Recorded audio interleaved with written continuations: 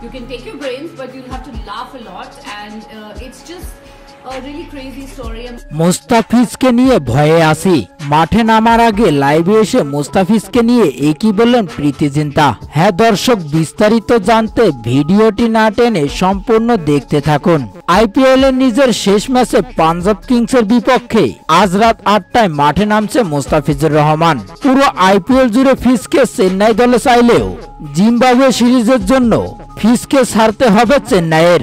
গত 5 আসরের চেয়ে এবারের আসরে শুরু থেকে বল হাতে কাটার সোলোয়ার ও নৈপুণ্যে আইপিএল এর দাপট দেখাচ্ছেন বাংলাদেশি পেসার মুস্তাফিজুর রহমান। গত ম্যাচে শক্তিশালী হায়দ্রাবাদের বিপক্ষে বল হাতে ছড়িয়েছেন নৈপুণ্য, 19 রান দিয়ে নিয়েছেন 2 উইকেট। 8 ম্যাচে 14 উইকেট নিয়ে পার্পল ক্যাপ দৌড়ে এক ধাপ এগিয়ে আছে মুস্তাফিজ। তবে সেই ক্যাপ আর মুস্তাফিজের কপালে নেই। আজ পাঞ্জাব কিংসের সাথে ম্যাচ খেলেই আইপিএল খেলার অনুমতি শেষ ফিজের। জিম্বাবুয়ে সিরিজের জন্য আজ ম্যাচ খেলেই দেশে রওনা দিবেন বাঁহাতি এই পেসার।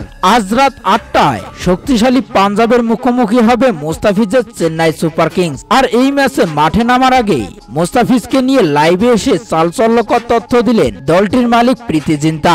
তিনি ফিজকে নিয়ে বলেন, চেন্নাই যত ম্যাচ জিতেছে প্রতি ম্যাচে মুস্তাফিজের অবদান ছিল বেশি। তার সোলোয়ার কাটারে পরাস্ত হয়ে ব্যাটাররা রান তুলতে ব্যর্থ হয়, তাই তো চেন্নাইয়ের বিপক্ষে মুস্তাফিজের বল নিয়ে ভয়ে আছি।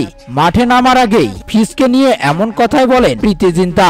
তো দর্শক, আইপিএল এর শেষ ম্যাচে মুস্তাফিজ কি বল হাতে জ্বলে উঠতে পারবেন? আপনাদের কি মনে হয় তা জানিয়ে দিবেন। এই ব্যাপারে আপনাদের গুরুত্বপূর্ণ মতামত ভিডিওর কমেন্ট বক্সে। ধন্যবাদ।